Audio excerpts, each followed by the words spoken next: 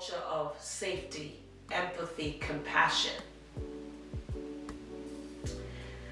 I am sharing with you from over 25 years of working with people who have suffered from serious mental illness with anxiety, depression, post-traumatic stress disorder, people that have thought about giving up, suffered from hopelessness, feelings of helplessness, people who are emotionally and psychologically exhausted.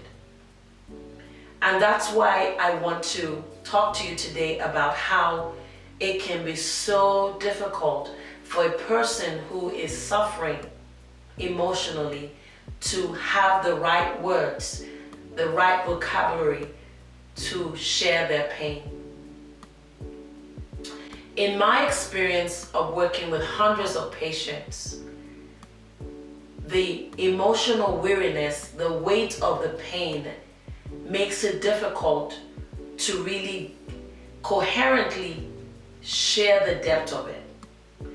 They'll tell me a story here, a story there, but if you're not patient and you don't have experience with this kind of work, you might say, is that all that you're going through, that you're troubled about?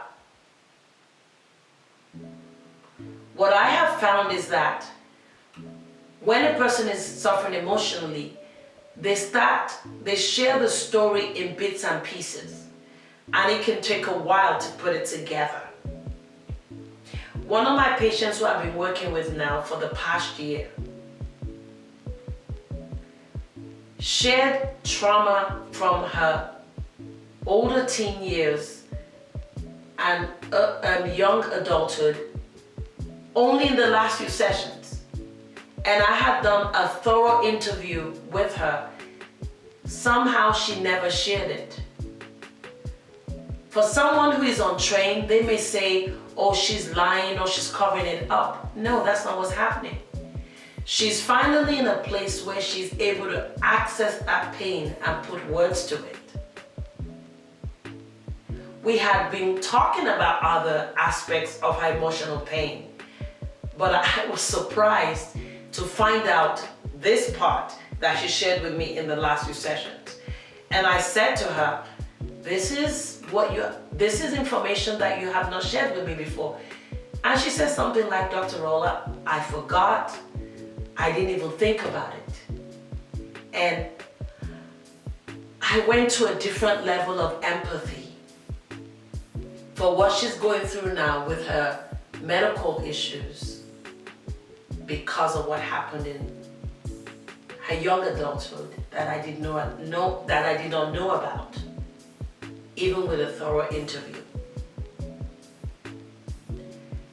Many people suffer emotional pain, will not use words, but they're nonverbal cues that can be easily missed, such as poor eye contact, difficulty with concentrating, a blunted affect. It's just bland, a neutral affect. They may look very rigid in posture, or their speech could be monotone, unspontaneous. Because of my training, I'm able to see those nonverbal cues and come to some understanding of the depth of the emotional pain. For many of you that live or knows somebody who is suffering emotional pain, you might actually get used to them being that way and not understand that those are nonverbal signs of the emotional suffering. So you will say to me, Dr. Rola, if they're not using their words, so what can I do? Or if I'm not using my words, how are they gonna know? We have to pay attention to shifts in moods. Somebody typically interested in socializing, not wanting to socialize anymore, or somebody that is interested in politics now shows no expression when you talk about it. They have no interest because of the emotional exhaustion. Another area that we need to think about when with this whole issue of not having the right words to help us to better understand the depth of the pain behind suicidal thoughts is that many people will use language talking about their body. I'm feeling tired. I'm overwhelmed. I'm just fed up. They're not able to say, I'm feeling emotional pain, but they're talking about how their bodies feel. That could be another indication of emotional pain. The bottom line here is this. The fact that we don't know the depth of the pain does not mean that it is not there.